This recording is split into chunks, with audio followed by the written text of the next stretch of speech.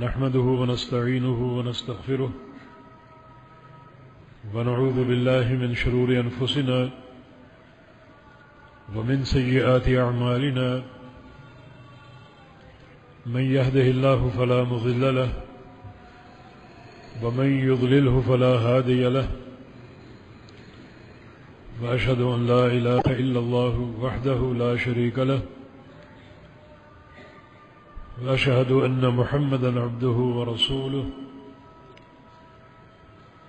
يا أيها الذين آمنوا اتقوا الله حق تقاته ولا تموتن إلا وأنتم مسلمون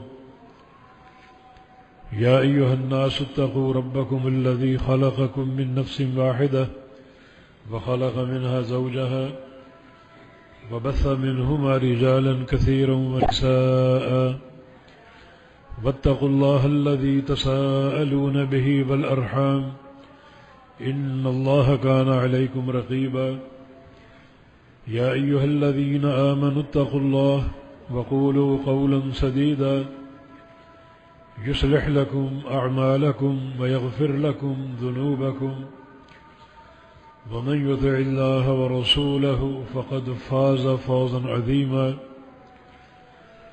أما بعد فإن أصدق الكلام كلام الله وأحسن الهدي هدي محمد صلى الله تعالى عليه وسلم وشر الأمور محدثاتها وكل محدثة بدعة وكل بدعة ضلالة وكل ضلالة في النار من يطع الله ورسوله فقد رشد واهتدى ومن يعص الله ورسوله فقد ضل وغوى اللهم صل على محمد وعلى آل محمد كما صليت على إبراهيم وعلى آل إبراهيم إنك حميد مجيد اللهم بارك على محمد وعلى آل محمد كما باركت على إبراهيم وعلى آل إبراهيم إنك حميد مجيد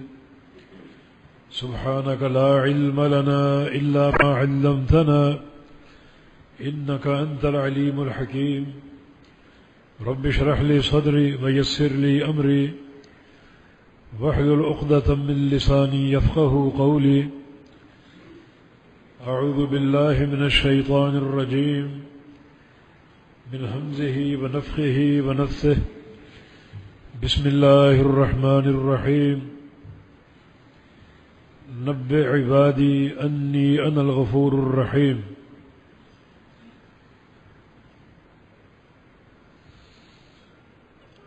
اللہ رب العزت نے اس مقام پر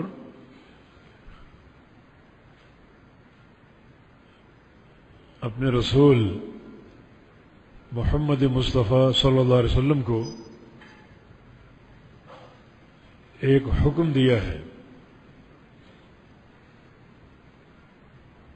نبئ خبر دو یہ امر کا صیغہ ہے اور امر وجوب پر دلالت کرتا ہے یعنی لازمی خبر دو یہ خبر دینا آپ پر فرض ہے اور یہ خبر دینا ایک حتمی امر ہے خبر کن کو دو عبادی میرے بندوں کو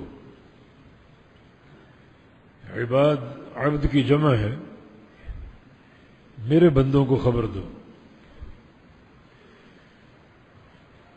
یہ بندے کون ہیں جن کا میں خالق ہوں مالک ہوں رازق ہوں ان بندوں کے ساتھ میرا تعلق کیسا ہے للہ ارحم بہذہ من امہ لولدہا تعلق ایسا ہے کہ جو محبت اور پیار اور رحمت اور شفقت ایک ماں کو اپنے بچے سے ہوتی ہے اس سے زیادہ مجھے محبت اور پیار اپنے بندوں کے ساتھ ہے۔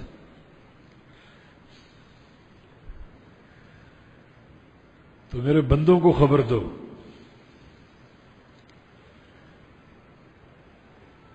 خبر کیا دینی ہے؟ انی انا الغفور الرحیم، کہ بے شک بلا شبہ میں الغفور ہوں اور الرحیم ہوں۔ غفور عربی قواعد کے مطابق مبالغے کا صیغہ ہے جس میں کثرت اور شدت کا معنی ہے کہ میں بہت زیادہ بخشنے والا ہوں، بڑی شدت کے ساتھ معاف کرنے والا ہوں۔ اور الرحیم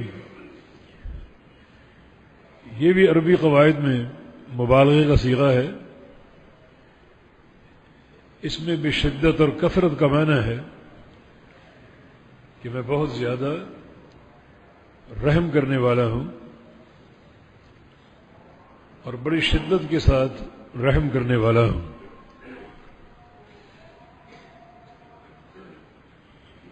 یہ وہ خبر جو اللہ تعالی نے یہاں اپنے پیارے رسول کے ذریعے اپنے بندوں تک پہنچائی ہے، یہ اس ذات کا تعارف ہے۔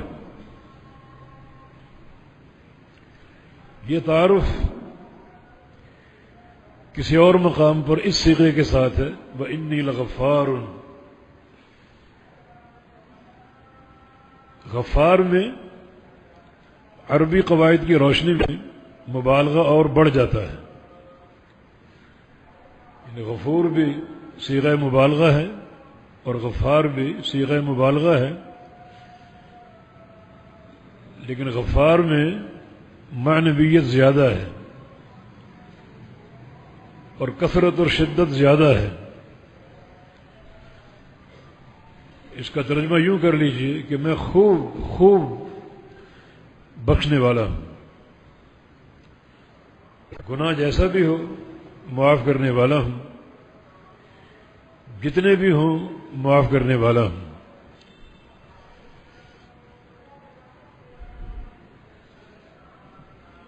اور ایک مقام پر یہ تعارف اس طرح پیش کیا کہ قل یا عبادی الذین اسرفوا علی انفسہم لا تقنطوا من رحمت اللہ،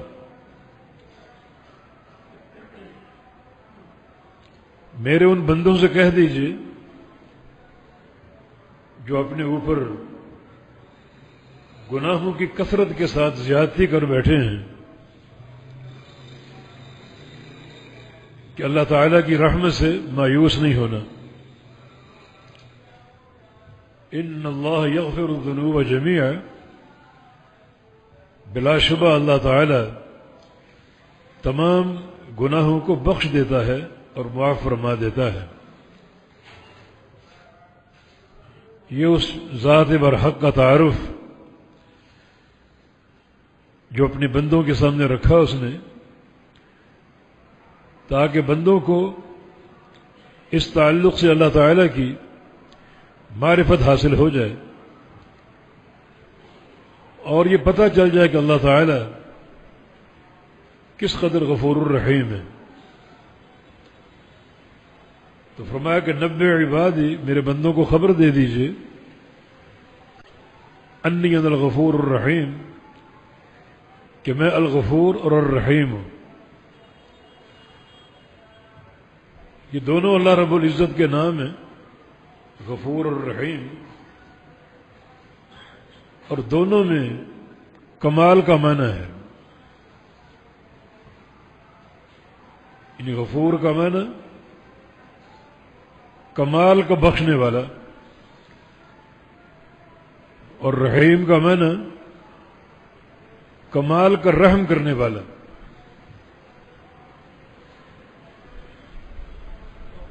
اور ان دونوں صفات کے جمع ہونے سے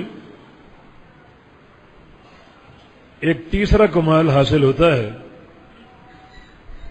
کہ اللہ رب العزت گناہ گاروں کو دھتکار نہیں دیتا، بلکہ معاف کرنے کے بعد انہیں اپنی رحمت کا مستحق قرار دیتا ہے۔ یہ ناموں کا اجتماع بڑا ایک امید افزا ہے۔ کہیں فرمایا کہ وَهُوَ الْغَفُورُ الْوَدُودُ، کہ اللہ تعالیٰ غفور ہے اور ودود ہے۔ غفور کا معنی کمال کا بخشنے والا، اور ودود کا معنی کمال کا محبت کرنے والا۔ اور دونوں صفات کے جمع ہونے سے نتیجہ یہ نکلا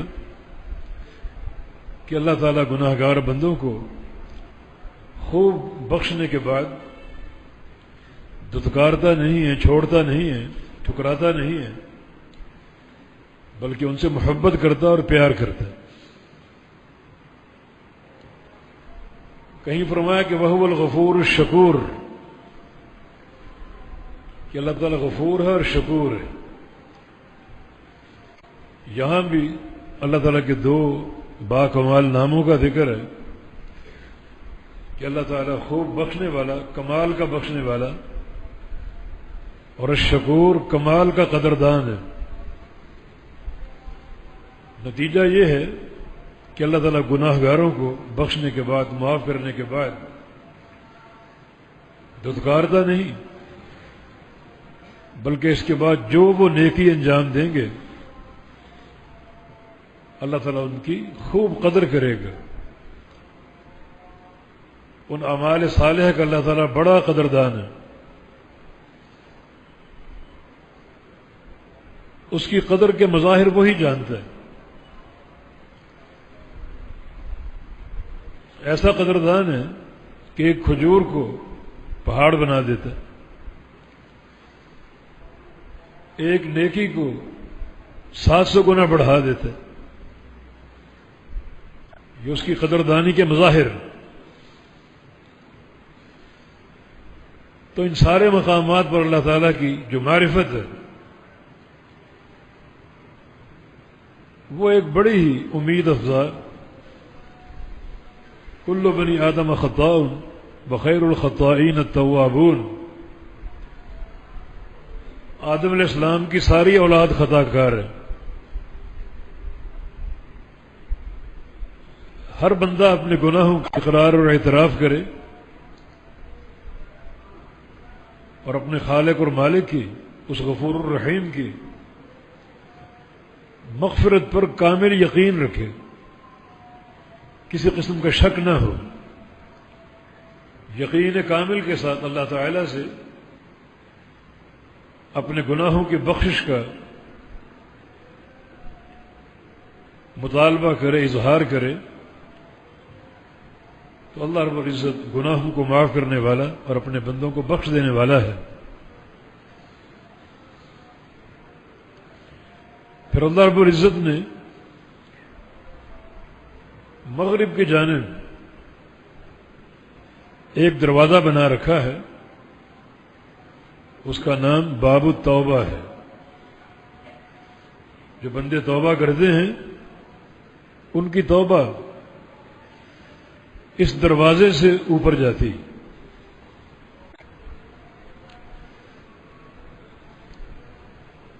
دروازے کے تصور سے کو آپ کے گھروں کے دروازے آپ کے ذہن میں نہ آ جائیں، بلکہ بڑا وسیع دروازہ ہے۔ جب قیامت قائم ہوگی تو سورج اسی دروازے سے طلوع ہوگا، اور یہ سورج کروڑا گنا بڑا ہے ہماری زمین سے۔ کتنا وسیع دروازہ ہے۔ جب سے یہ دروازہ بنا ایک لمحے کے لیے بند نہیں ہوا، کھلا ہے اور ہمیشہ کھلا رہے گا،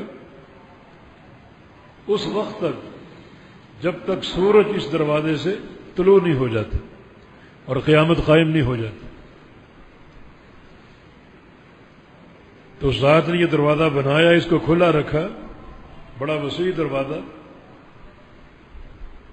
اور حکم دیا کہ توبوا الی اللہ توبۃ نصوحا، اللہ تعالیٰ کی طرف آ جاؤ، پلٹ جاؤ سچی اور خالص توبہ کے ساتھ. یہ توبہ اس دروازے سے اوپر کو جائے گی اس ذات کی طرف جو غفور بھی ہے، رحیم بھی ہے، شکور بھی ہے، غفار بھی ہے، تواب بھی ہے، ستار بھی ہے. وہ ذات تمہاری یہ دعائیں قبول کرے گا اور تمہاری توبہ قبول کرے گا.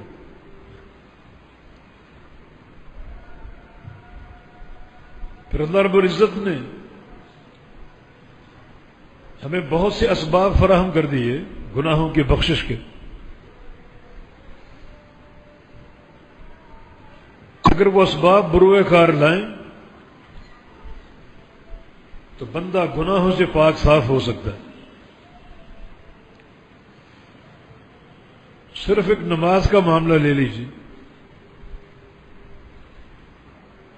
نبی علیہ السلام کی حدیث ہے والصلوات الخمس ما بینہن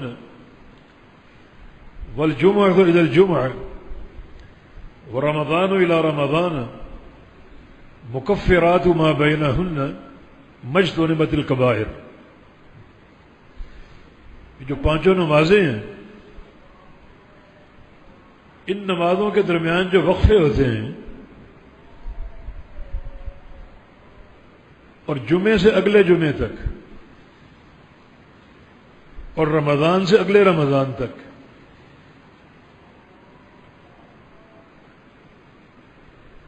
سارے گناہ معاف کر دیے جاتے ہیں. ان پانچوں نمازوں کی اقامت وقفوں کے گناہوں کا کفارہ ہے. جمعے کی ادائیگی اگلے جمعے تک کے تمام گناہوں کا کفارہ ہے. رمضان کا اہتمام اگلے رمضان تک تمام گناہوں کا کفارہ ہے. ہاں، ایک شرط ہے مجتنبۃ الکبائر.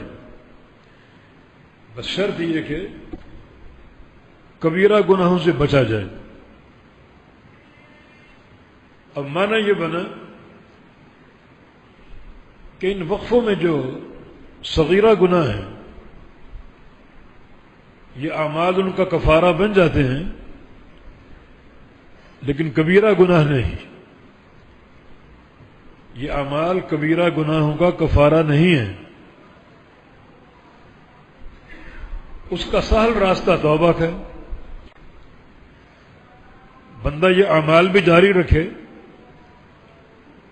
اور ساتھ ساتھ اللہ تعالیٰ کے توبہ کے دروازے کو دستک دیتا رہے،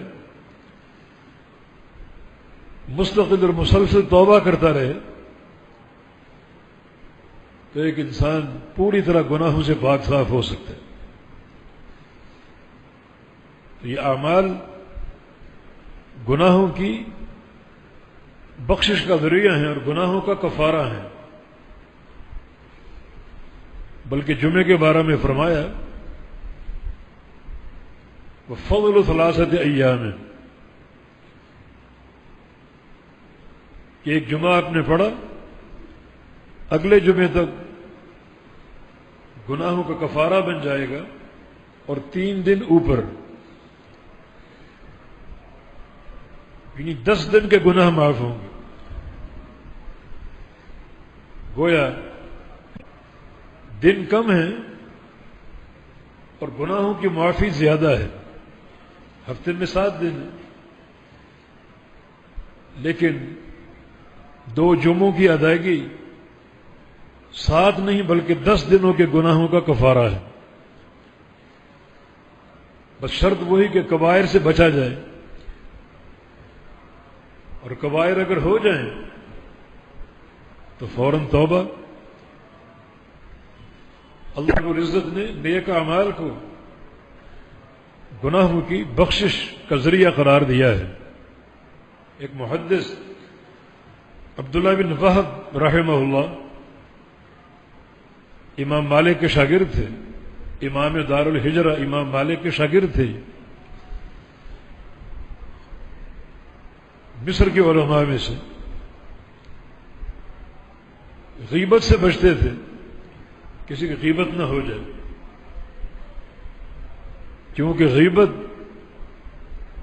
ایک ایسا گناہ ہے کہ یہ ایمان کو دل میں اترنے سے روکتا ہے، اس کا ایمان اوپر ہی اوپر ہے جو غیبت کرتا ہے، جس کی دلیل نبی علیہ السلام کی حدیث ہے۔ ایک بار آپ تشریف لائے، کچھ صحابہ مسجد میں بیٹھے ہوئے تھے، تو آپ نے ایک وعظ فرمایا جس میں یہ الفاظ بھی تھے،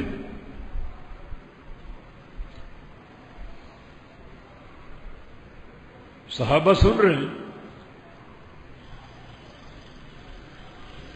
اور آپ نے یہ ارشاد فرمایا، یا معشر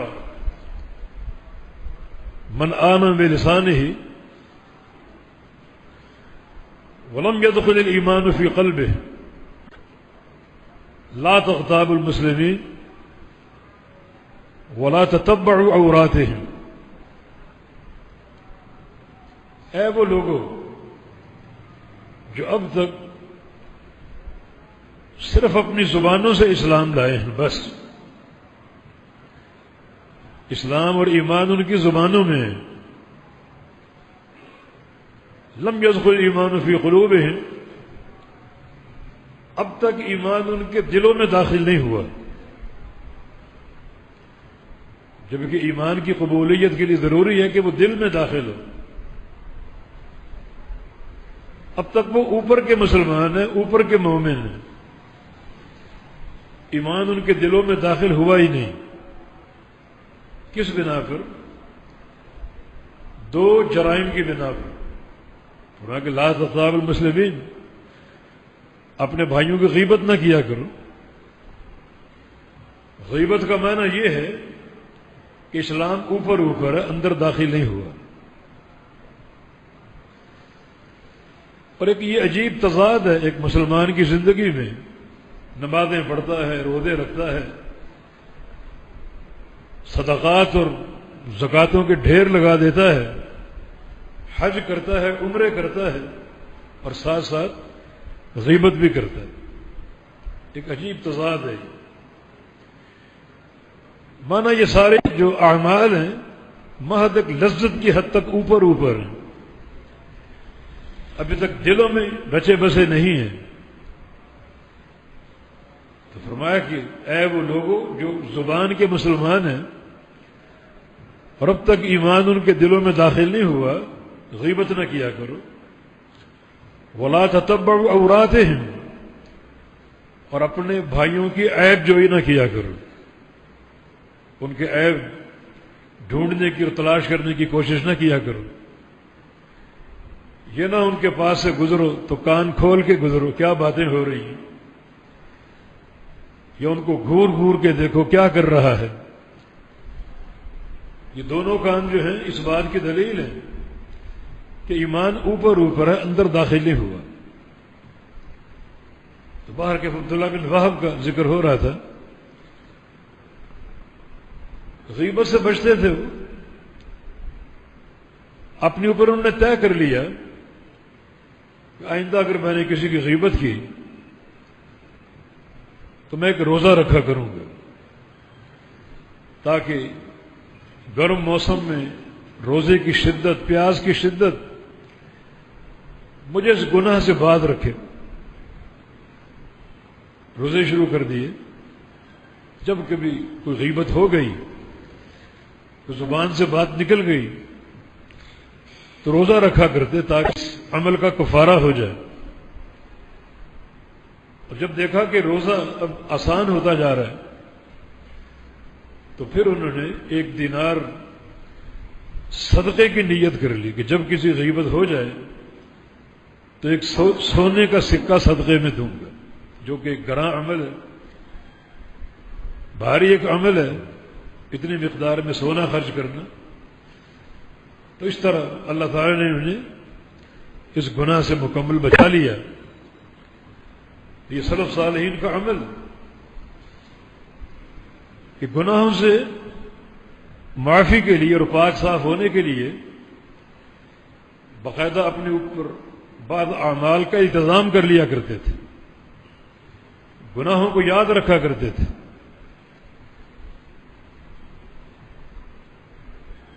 ابو حذیفہ رضی اللہ تعالی عنہ نے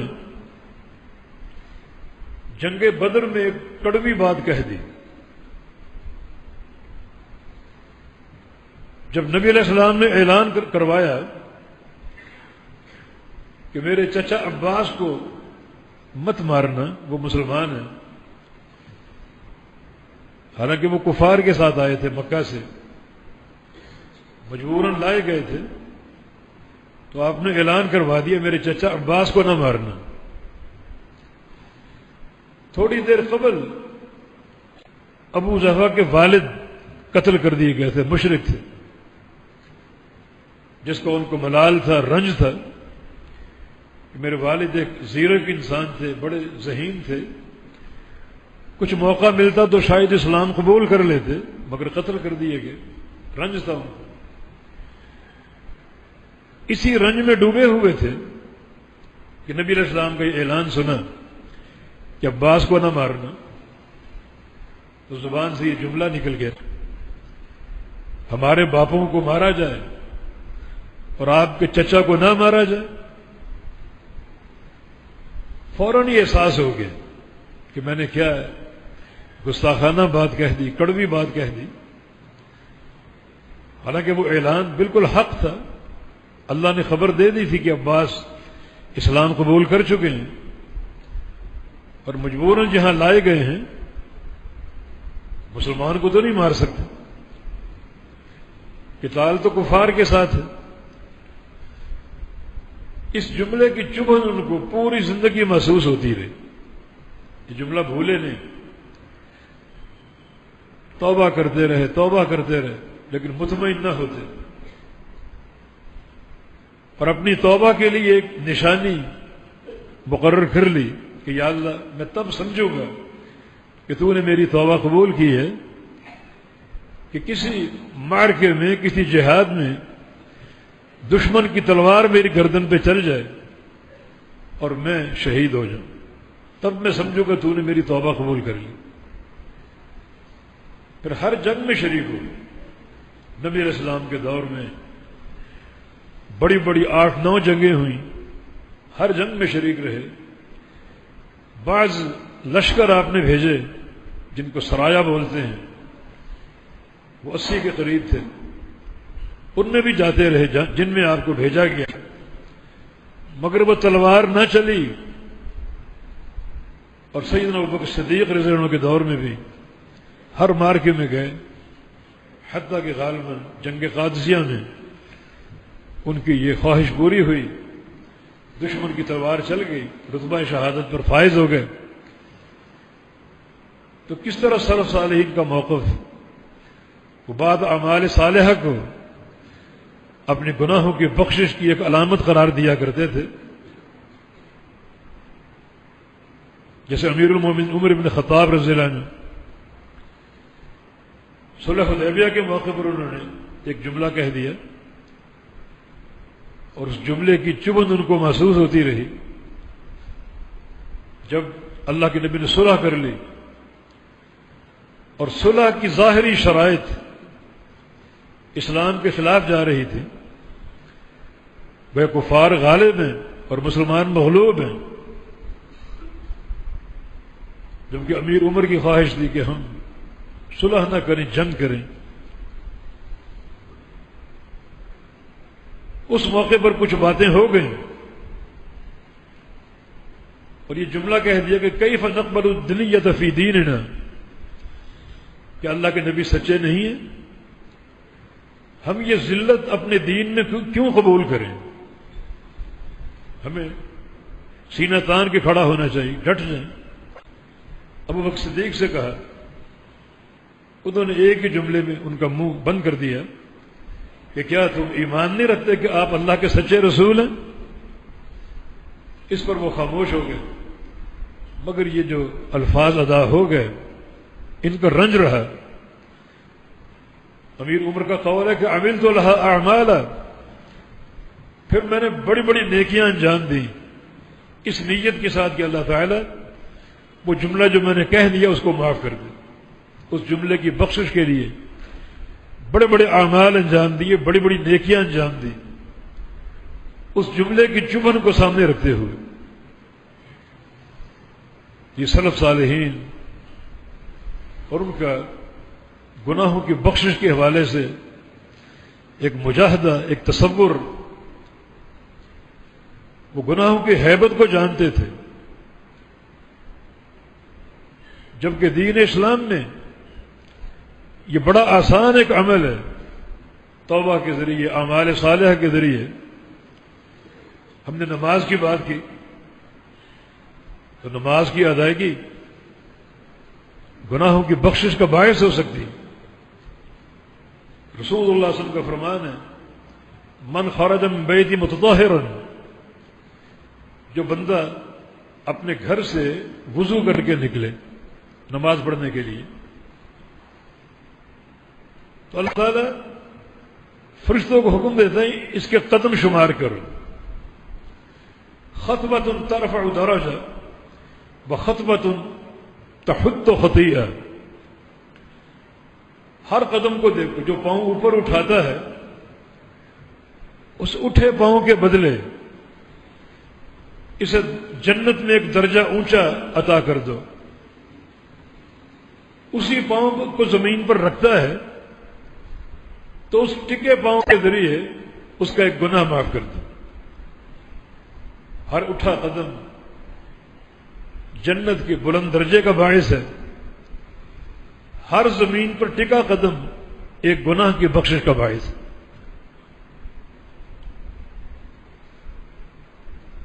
تو یہ نماز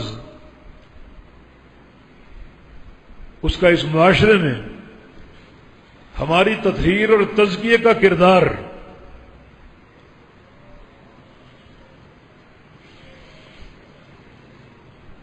پھر نبی علیہ السلام کی حدیث ہے، آپ نے مثال دی، لو ان نہرا بباب احدکم، اگر کسی کے گھر کے دروازے کے آگے ایک جاری نہر ہو اور اس میں 5 بار روزانہ غسل کرے، صبح سے لے کر رات تک 5 دفعہ غسل کرے، تو هل یبقى من درنه شیء، اس کے جسم پر کوئی میل کچیل باقی بچے گی؟ صحابہ نے کہا کہ لا یبقى من درنه شیء، کہ نہیں، 5 بار نہانے سے بھلا میل کچیل کہاں باقی رہے گی؟ فرمایا کہ فذلک مثل الصلوات الخمس، یہ مثال ہے 5 نمازوں کی، جو بندہ 5 نمازوں کا اہتمام کرے، ادا کرے، تو اللہ تعالیٰ گناہوں کی ساری میل مٹا دیتا ہے اور اس کو پاک صاف کر دیتا ہے۔ تو گناہوں سے پاک صاف ہونے کے لیے یہ عمل روزانہ ہمیں پکارتا ہے۔ مؤذن کہتا ہے حی علی الصلاۃ اور حی علی الفلاح، نماز کی طرف آ جاؤ، یہ کامیابی کا راستہ ہے، کامیابی سمیٹ لو۔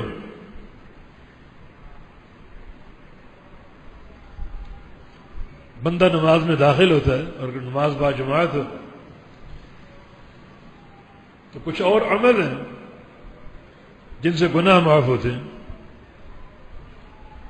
مثلا نبی علیہ السلام کی حدیث ہے، اذا قال الامام غیر المغضوب علیہم ولا الضالین فقولوا آمین، جب امام ولا الضالین کہے تو تم آمین کہا کرو۔ قولوا، یہ قول میں جہر کا معنی ہے، بلند آواز سے، عربی زبان میں یہ قال یقول قولا، بات کہنا، یا قول اس کا معنی بلند آواز سے بات کہنا، اتنا جہر کم از کم ہو کہ آپ کا پڑوسی سن لے. ورنہ رسول اللہ صلی اللہ علیہ وسلم کے دور میں جب صحابہ آمین کہتے تو کان المسجد زجا، مسجد گونج اٹھتی.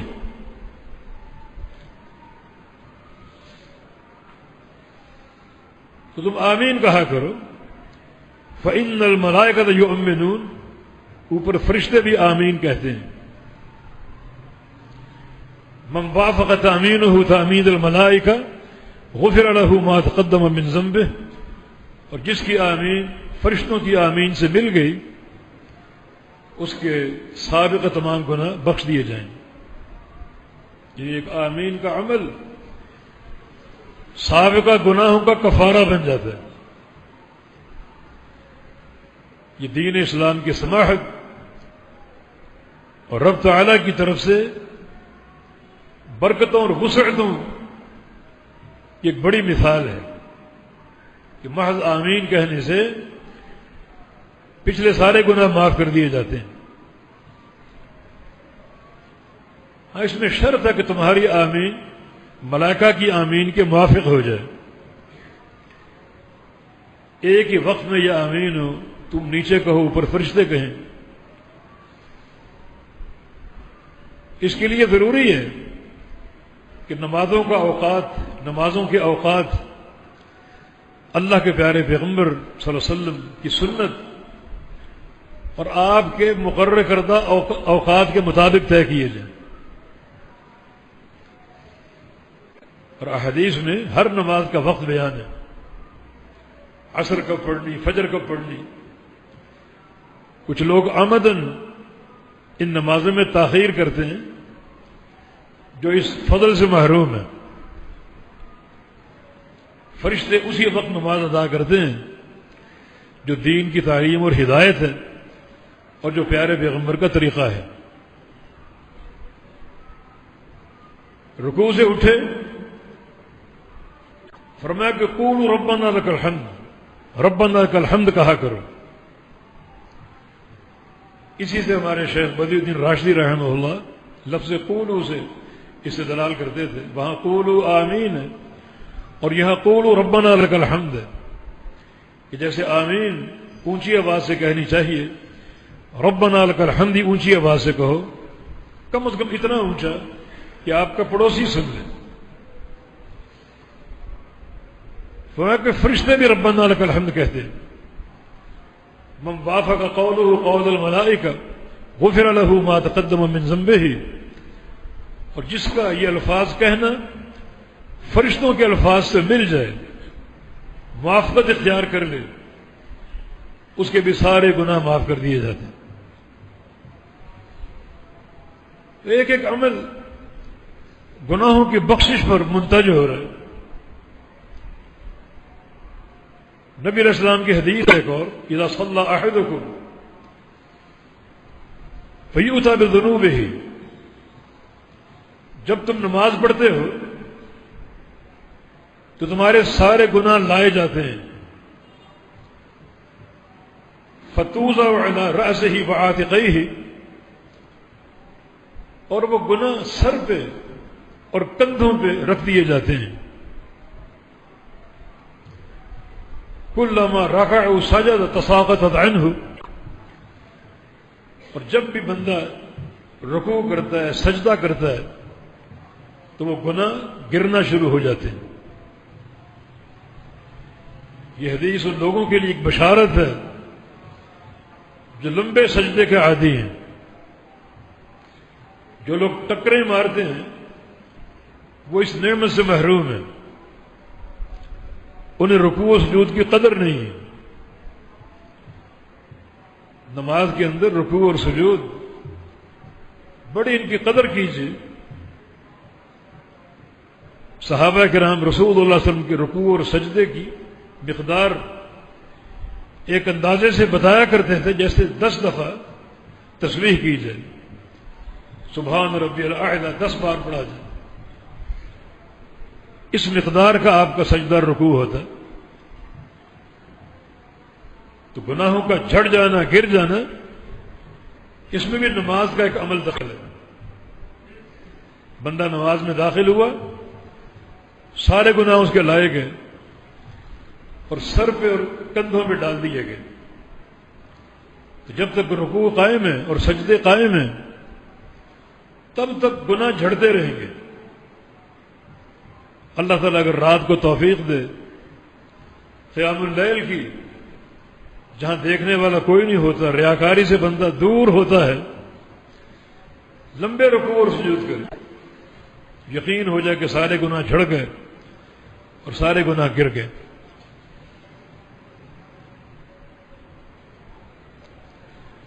نماز پڑھ کے آپ نے سلام پھیرا،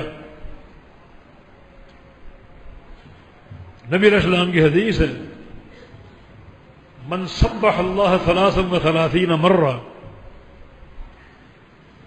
کچھ لوگ جلد باز ہوتے ہیں، سلام پھرا اور مسجد سے بھاگ گیا۔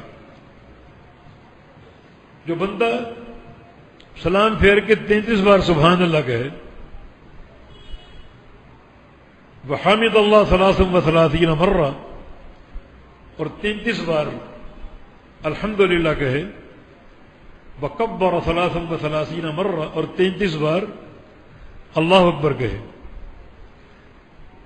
فرمایا فتلک 99، یہ ٹوٹل 99 کا عدد بن گیا، ایک کم 100۔ ثم قال فی تمام 100، پھر 100 کا عدد پورا کرنے کے لیے ایک دفعہ یہ دعا پڑھ لے، لا الہ الا اللہ وحدہ لا شریک لہ لہ الملک ولہ الحمد یحیی ویمیت وہو علی کل شیء قدیر، حطت عنہ ذنوبہ ولو کانت مثل زبد البحر، تو اس کے سارے گناہ گرا دیے جائیں گے، چاہے وہ گناہ اتنے وزنی ہوں جتنا وزن زمین پر موجود پانی کا ہے۔ جتنا پانی، یہ سمندر، نہریں، دریا، زمین کے اندر جو پانی ہے، یہ سارا جمع کر لیا تولا جائے، اتنا وزن اس کے گناہوں کا ہو تو اللہ تعالیٰ اس عمل کی برکت سے وہ سارے گناہ جھاڑ دے گا اور گرا دے گا۔ اب پڑھنے کا حق ادا کرو، اس طرح تیزی سے مت پڑھو جیسے کوئی بندہ پیچھے لگا ہوا ہے، نہیں، آرام سے ٹھہر کے ٹھہراؤ کے ساتھ سبحان اللہ سبحان اللہ سبحان اللہ، باقاعدہ ہر حرف نمایاں ہو، کیونکہ عمل بہت بڑا ہے، اس کا اجر بہت بڑا ہے کہ زمین پر موجود پانی کی مقدار میں گناہ ہو تو اللہ تعالیٰ اس عمل سے وہ سارے جھاڑ دے کر معاف کر دے گا۔ اب بات وہی ہے کہ اس کا تعلق صغائر سے ہے، صغیرہ گناہ جھڑ جائیں گے، اور کبیرہ گناہ اگر ہیں تو اس کے لیے آسان راستہ ندامت کی توبہ ہے، تو بندہ ان اعمال کی ادائیگی سے سارے گناہوں سے پاک صاف ہو سکتے ہیں۔ یہ ہماری ضرورت ہے اور دین کی برکت اور سماحت ہے کہ اللہ تعالی اس نے کس انداز سے اپنا تعارف پیش کیا، اپنے آپ کو غفار اور غفور کہا، معنی بخشنے والا، اور تواب کہا۔ یہ تواب کے دو معنی ہیں، ایک ہے توبہ کی توفیق دینے والا، یعنی گناہ ہم کریں اور توبہ کی توفیق وہ دے۔ اگر ہم گناہ کریں تو اللہ کے عذاب کی حجت ہم پر قائم ہو جاتی ہے۔ قوم لوط کو ایک گناہ کی پاداش میں تباہ و برباد کر دیا گیا، اس طرح قوم ہود ہے، قوم عاد اور قوم ثمود، اصحاب مدین، قوم شعیب، ایک ایک گناہ کے ارتکاب پر ان کو تباہ و برباد اور تہس نہس کر دیا گیا۔ تو ہم اس ذات کے زیادہ لاڈلے نہیں ہیں، پھر میں موقع دیتا ہے وہ. یہ اس امت مرحومہ کے لیے اللہ تعالیٰ کی رحمت کی وسعت. ایک حدیث کے مطابق جب بندہ کوئی گناہ کرتا ہے تو اللہ تعالیٰ فرشتوں کو حکم دیتا ہے کہ لا تکتبو، اس کو مت لکھو، انتظروا 6 ساعات، 6 پہر انتظار کرو. 6 پہر، جیسے ایک صبح کا پہر، پھر دوپہر، پھر سپہر، پھر شام کا پہر. 6 پہر انتظار کرو اور دیکھو میرا بندہ توبہ کرتا ہے نہیں کرتا. اگر توبہ کر لے تو لکھنے کی ضرورت ہی نہیں. میرے بندے کے نامہ اعمال کو سیاہ نہ کرو، لکھو نا. توبہ کر لے تو معاف کر دو. اور پھر بھی یہ بد نصیب اگر توبہ نہیں کرتا تو ایک گناہ لکھ لو. یہ چاہتا ہے کہ میرا عمل نامہ سیاہ ہو، تو کیا اس کے کرم کی وسعت ہے، کیا محبت کا عالم ہے کہ وہ تواب ہے. گناہ کرنے والوں کو عذاب نہیں دیتا، توبہ کی توفیق دیتا ہے. اور تواب کا دوسرا معنی توبہ قبول کرنے والا. توبہ کی توفیق خود ہی دی اور بندے نے توبہ کی تو وہ قبول کر لیتا ہے. یہ اس ذات کی معرفت کے خزانے. تو ضروری ہے کہ ایک انسان اپنے آپ کو اس مقام کے حصول کے لیے پیش کر دے، تیار رکھے اور شرعی ہدایات پر عمل کرے.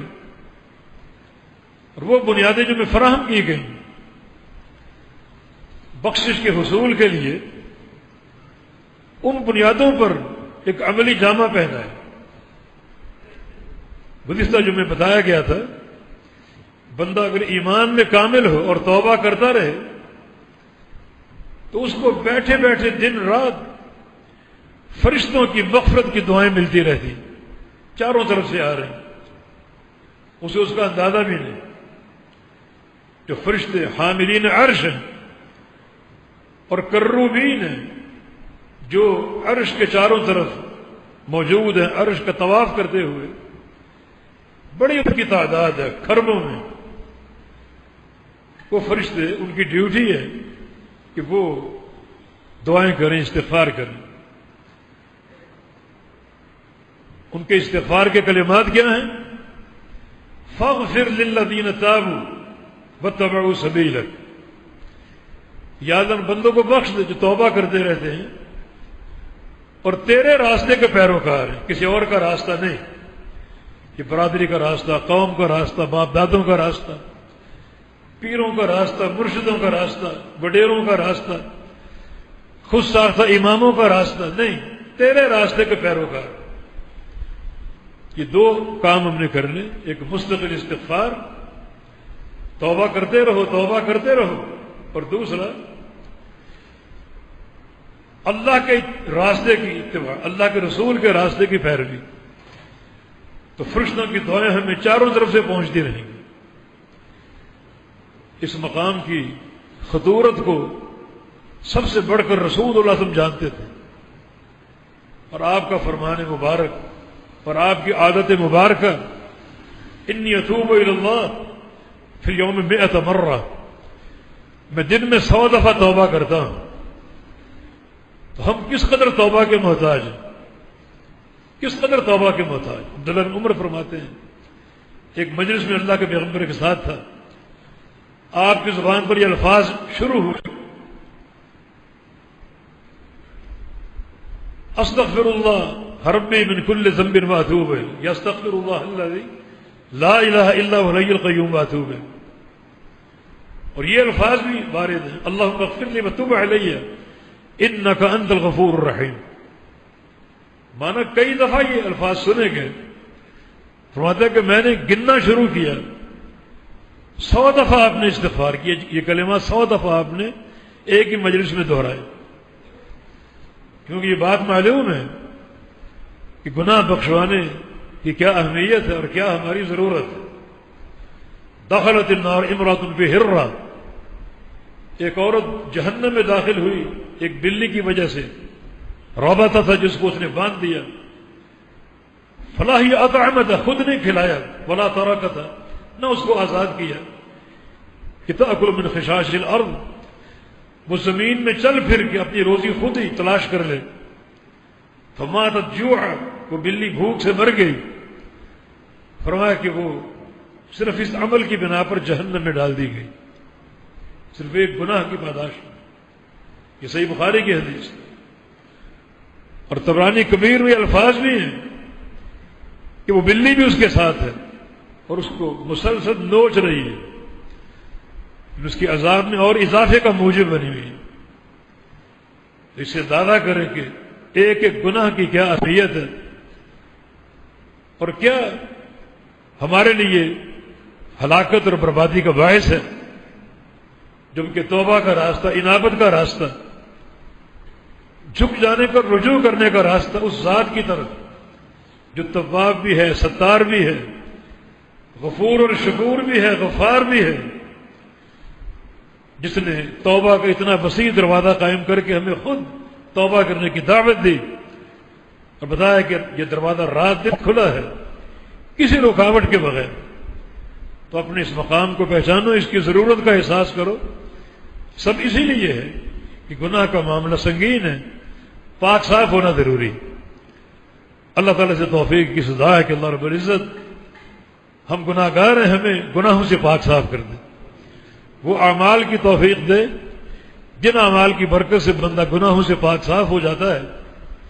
اور اللہ تعالیٰ ہمیں عقیدے کی اساس عطا فرما دے، اپنی محبت عطا فرما دے. عقیدے کی سلامتی بھی بہت بڑا ایک سبب ہے گناہوں کی بخشش کا. بالتوفیق بإذن اللہ تعالی.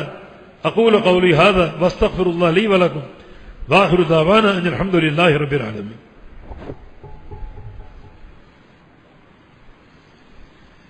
الحمد للہ والصلاة والسلام علی رسول اللہ وبعد. بہت سے دوستوں نے دعا کی اپیل کی ہے اپنے بیماروں کے لیے. اللہ تعالیٰ سب کو صحت کاملہ عاجل اور دائمہ عطا فرمائے. جو ہماری بہنیں یا بھائی بیمار ہیں اللہ تعالیٰ سب کو عافیت دے اور اللہ رب العزت سب کو شفا عطا فرما دے. وہ شفا کے خزانوں کا مالک ہے، اسی سے شفا کے لیے استدعا ہے کہ اللہ تعالیٰ تمام بیماروں کو شفا عطا فرما دے. یہ آج کا اعلان جو ہے یہ چوک اعظم کے لیے ہے. یہ ایک دور دراز کا علاقہ ہے لیا کی طرف، اور یہاں ہمارے شاگرد ہی ہوتے ہیں شیخ بلال صاحب، جن دنوں ہم جامع بکر میں پڑھاتے تھے تو وہ وہاں پڑھا کرتے تھے اور بڑے متمیز طلبہ میں ان کا شمار ہوتا تھا کہ جو وقت سعودی عرب میں بھی رہے اور وہاں کے علماء سے بھی استفادہ کیا اور واپس لوٹ کر انہوں نے اپنے علاقے میں چوک اعظم میں یہ ادارہ قائم کیا ہے جس میں بچے اور بچیاں سب زیر تعلیم ہیں اور پورا درس نظامی کا جو ہے وہ سلیبس ہے. اللہ تعالیٰ نے کئی دفعہ وہاں جانے کی توفیق دی، ادارہ دیکھنے کی، اور درس بخاری بھی ہم نے کئی دفعہ دیا، کم سے کم 4 بار تو مجھے یاد ہے. تو بارہ کام ہو رہا ہے بڑے ایک تسلسل کے ساتھ، اور ہمارے یہ ساتھی بلال صاحب بڑے مخلص بھی ہیں. تو آج ان کے لیے اعلان پیش خدمت ہے. باہر ساتھی کھڑے ہوں گے، آپ تعاون کیجئے. یہ علم کی سرپرستی، کتاب و سنت کی سرپرستی ہے، نگرانی ہے. انشاءاللہ جو طلبہ اور طالبات پڑھیں گے ایک ایک حرف آپ کے لیے صدقہ جاریہ ہوگا اور آپ کو علم بھی نہیں ہوگا کہ چاروں طرف سے اجر و ثواب کہاں کہاں سے آ رہا ہے. بارش ہو رہی کہ علماء پھیل جاتے ہیں اور پھر دین کی خدمت انجام دیتے ہیں، کوئی مشرق میں، کوئی مغرب میں، کوئی شمال میں، کوئی جنوب میں، کوئی پاکستان میں، کوئی باہر، اور ہر طرف سے اجر بارش کے قطروں کی طرح آپ کی طرف آ رہا ہے اور سیراب کرتا جا رہا ہے. ایک معمولی سا ایک عمل، معمولی سی نیکی، تھوڑا سا تعاون، انشاءاللہ مستقبل کا صدقہ جاریہ ہوگا. علم کبھی ختم نہیں ہوتا، علم پھیلتا ہے، 1 سے 10 اور 10 سے 100 چراغ جلتے ہیں.